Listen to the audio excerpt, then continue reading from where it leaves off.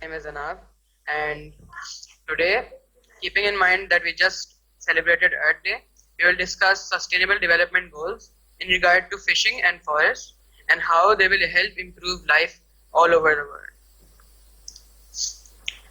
Rules to follow. Please put your mic on mute and camera should be off throughout the session. Please answer and use the chat box for any queries. Converse in English only, and please avoid any unnecessary chats. The only main objective for us today is that students will be able to analyze the importance and the effect of sustainable development goals with reference to forest and fishing. Next. So before we start today, I would like you all to watch these videos about sustainable development goals, as these will be one of the main focuses of our lesson today. The first video will be about how we are shifting from Millennium Development Goals to Sustainable Development Goals, and the second video will briefly explain these Sustainable Development Goals, which were firstly introduced in 2015 by the UNDP. So, a homework task was shared with a sustainable development video, and regarding that, the first question is, what is sustainable development? I would like any of you to answer.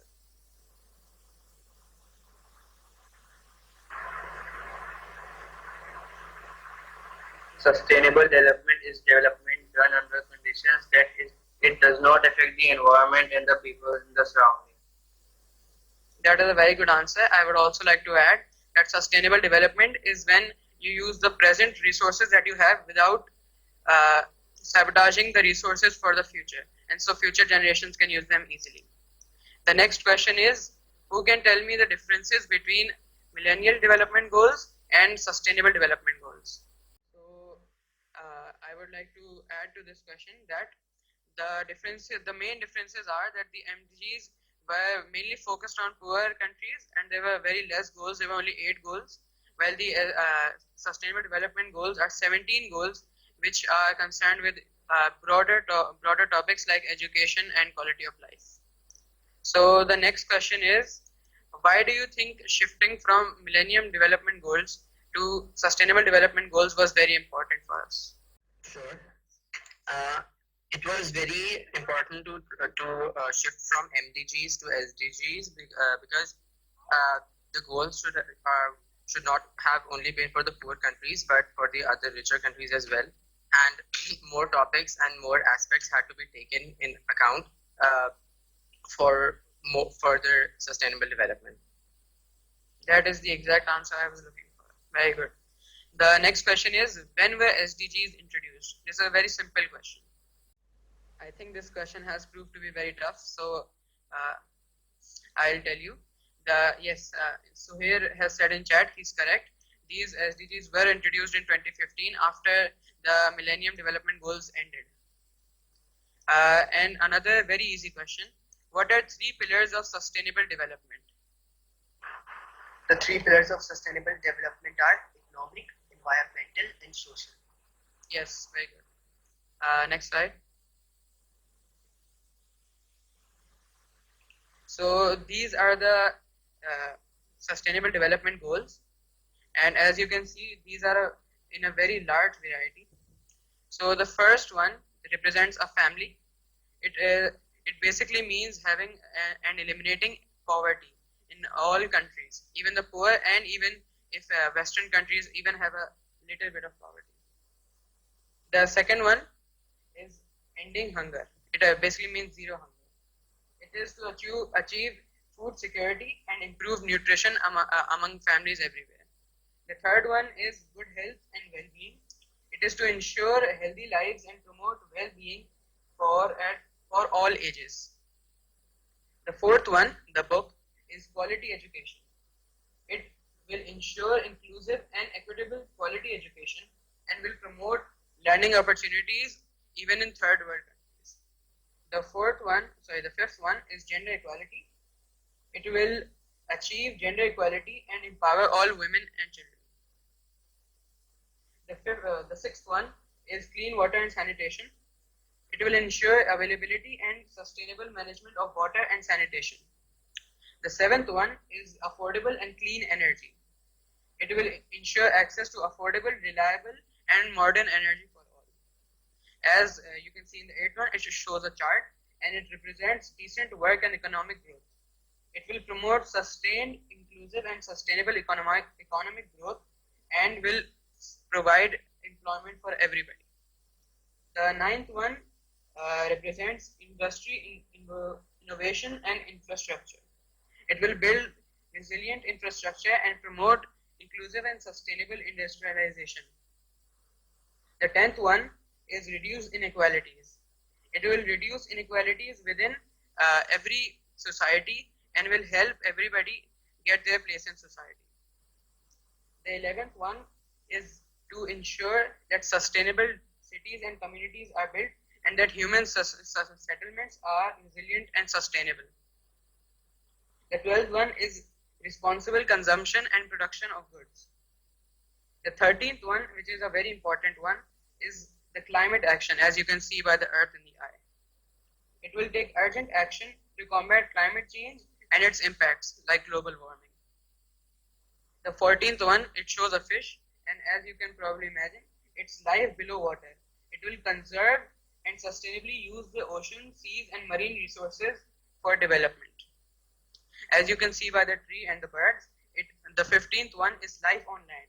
It will protect, restore, and promote sustainable use of terrestrial ecosystems.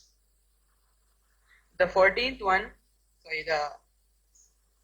the 16th one is peace and justice among institutions and all countries. It will promote peaceful and inclusive societies and will ensure a very just society. The 17th one is partnership for the goals. This will not only include partnership among countries, but also among the normal common man and the government to ensure that we have a sustainable country and that we can achieve all of these sustainable development goals. Now moving on, I will hand over the mic to Sajjad and he will discuss the next slide. This is a small activity where we have to match all of these goals with their aims. So first we have goal number 6, that is clean water and sanitation. I would like one of you, let me take one of your names. I would like. Yeah, sure, Sajjad. The goal 6 will match with the fourth option. Yes, that is correct. Now I would like to call. Okay, let's read the goal. Goal number 6, that was clean water and sanitation. Its aim is to ensure everyone has safe water and healthy hygiene. Anab, can you answer? Yeah, sure, Sajjad. This is very easy. We'll match it with the second option. So life below water will be to ensure action to protect oceans and seas. Yes, that is correct. Goal number 15, life on land. I would like Abdullah Yusuf to read the aim out. Sure, Sajjad. Goal number 15 states life on land, and that best matches with the first option, which is to ensure action to protect the environment and endangered animals. That is correct. We're left with one goal on this page, goal number 13, climate action. Would any one of you like to answer? Yes, it would. Goal number 13 would match to ensure action to slow down the impact of global warming. Goal number 13, to ensure action to slow down the impact of global warming is correct. We'll move to the next slide. This shows a global goal spidergram, how 3 of these goals are interconnected: climate action, life below water, and industry innovation and infrastructure. So I would like one of you to answer what is the relationship between life below water and climate action, how life below water is affected by climate action. Can one of you answer? Yeah, I'd like to answer. So climate action and life below water are connected because of global warming and the climate change, oceans are rising and many glaciers are melting, which results in the fishes losing their habitats. That is correct. Now I would like one of you to answer the relationship between industry and water, life below water. Imadullah, would you like to answer? Yeah, I think that the fishes and the sea creatures below water are actually a type of raw material for the industries as they are processed and then they are transported. That is correct. And there are a lot of industries are connected in somewhere the other with the sea. We were left with one, which is climate action related to industries. Would any one of you like to answer? This is extremely easy. Sure, Sajjad. I think that these two are in a relation because the industries use raw materials from the animals. Industries use animals as raw material. Industries use wood as raw material and other rocks, etc., for raw material, which are affected by climate. And underwater species are also used by industries. So climate affects those and all the things on the earth and rocks. So I think that's their relation. That is correct. Thank you for answering. I would like to hand over this slide to Imadullah Siddiqui, if you're there. Okay, now we're going to discuss the importance of fishing. Now we export fish, prawns, shrimps to Sri Lanka, Japan, Bangladesh, Middle East to earn 6% of foreign exchange. It contributes 1% of gross domestic product or GDP to be exact. Extraction of oil, cod liver oil are used in medicine and domestic use. Waste of fishes, for example, head and tail are crushed and used in fertilizers. The head and tail are mixed also in poultry food. These processes provide employment, sources of food, as it has high demand, preferred as a low cholesterol diet. Next. Now there are two types of fishing, marine fishing and inland fishing. Okay, marine fishing. Marine fishing is done in a deep sea and Arabian Sea. Fishes can be found are shark, rays, catfishes and drums. Now Pakistan has a coastal line divided into Sindh coast and Makran coast. The Sindh coast comprises of 30% of the coastal line and Makran coast is 70%. In Karachi, Sindh, is located the main center. On the Makran coast, there are small fishing ports such as Jiwani, Gwadar, Pasni, Omara, and Somiani. Gwadar is being developed as a fishing center by providing modern refrigeration and processing facilities. Okay, as you can see here, we can see ports of Balochistan and Sindh. Now, in ports of Balochistan include Jiwani, Gwadar, Pasni, Omara, Somiani, and Somiani moving from west to east. And in Sindh, you can see only Karachi as the port. So that means that actually verifies the point that Balochistan comprises the Makran coast, comprises 70% of the coast, and Sindh comprises of 30%. Next. Okay, now there are two types of marine fishing. Subsistence fishing is actually done by families which are not really eager to earn profit or to sell the fishes. They use traditional methods of fishing and they use the fishes for themselves to consume. The second type of marine fishing is commercial fishing. Now this fishing is used to sell the fishes or to earn profit, and they use modern methods of fishing. Okay, now first I'll describe the subsistence fishing methods. In subsistence fishing, the fishermen use conventional methods and traditional methods. So they use small wooden boats, traditional nets, nylon nets. Fishing rods are used to catch fish. Ice buckets are used to store them. These boats can go up to 5 kilometers offshore. The ice buckets are used for storage, as I told you before. Rock salt is used for preserving the fish. And manual family labor, no machinery is used, and family consumption, as I told you before. In commercial fishing, modern techniques are used by the fishermen, and the fishermen are trained. Let's Abdullah. I asked Abdullah Yusuf to proceed further. I think you did not check the chat box, so let Abdullah Yusuf proceed further. Assalamu alaikum. There are two methods of fishing, and one of them is commercial fishing. Commercial fishing uses the modern techniques of fishing, and fishermen are trained and skilled. Gill nets and mechanized boats are used, which also include trawlers and other big boats which are used for fishing. The commercial fishing boats are allowed to go up to 50 to 60 kilometers from the coast to deep sea water because they use modern technology, so they can go deep in the water because they have good radio technology, and they can come back and not they cannot, so these boats cannot pose a danger for the fishermen, unlike the small boats which are used in subsistence fishing.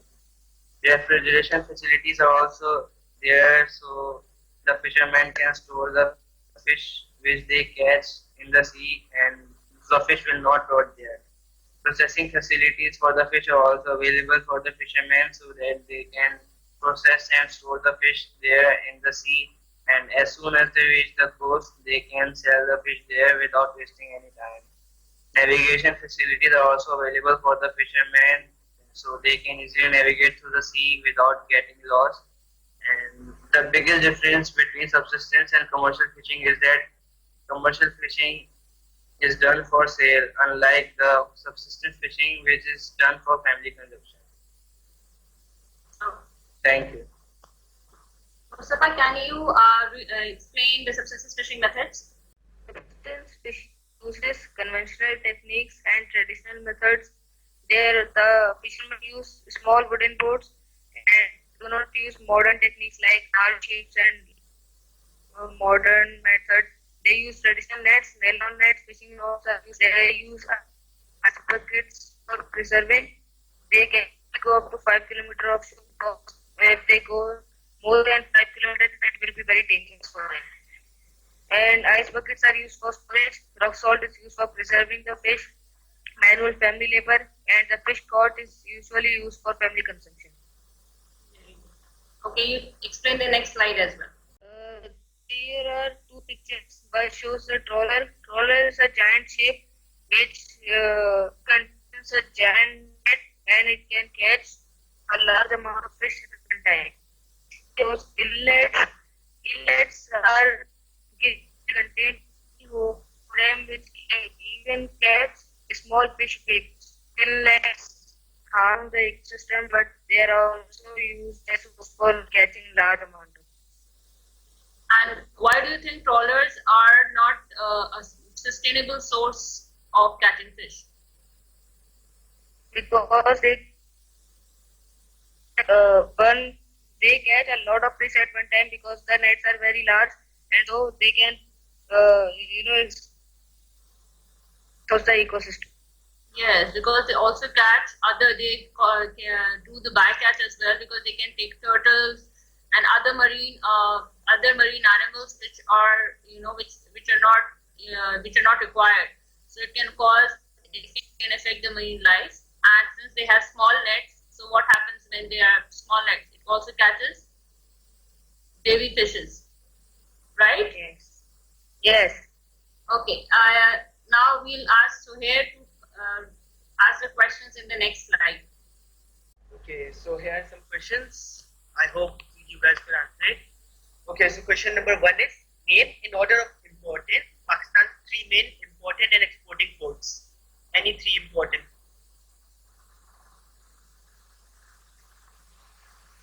Anyone? Yes, boys. Yes, Karachi, Gwadar, and Ormara. You are right, but instead of Ormara, it is Port Bin Qasim. Oh. Okay. So, the second question I have is, name any 2 fishing ports on the coastline of Balochistan. They are Gwadar Gwadar and the and other one is Ormara. Anyone? So the question number 3 I have is, name any 2 types of marine fish caught by fishermen. Shark and Herrings and shark. For question 3, it will be sharks and herrings, or we can also say sardines. Okay. Question number 4 is, describe how marine fishing methods can be improved. Atik, can you answer? Anab, can you? Yeah, sure. So one of the ways we can improve it is satellite navigation, so that fishermen can know where they are going. So we can also put cold storage on board so that we can store the fish on board and we do not need to come to shore. We also need to train and educate the fishermen, and mechanized equipments and nets and nylon nets will also improve marine fishing. Okay. Moving on, the question number 5 is, how does the poor infrastructure of Balochistan make development of the Balochistan development of Sure, the poor infrastructure of Balochistan affects the fishing industry because Balochistan does not have enough factories and ice storages for the fish. Despite having 70% of the coast and 5 ports there, Balochistan cannot process and store enough fish because of the poor infrastructure there, and there is a lack of machinery, lack of skilled fishermen, and so all of these cause a problem for the fishing industry and make it difficult. Fine, that was right. So this is the end from my side. Now I will hand it over to Sajjad. Now I would like to end the slides. I hope all of the queries are solved. Thank you everyone.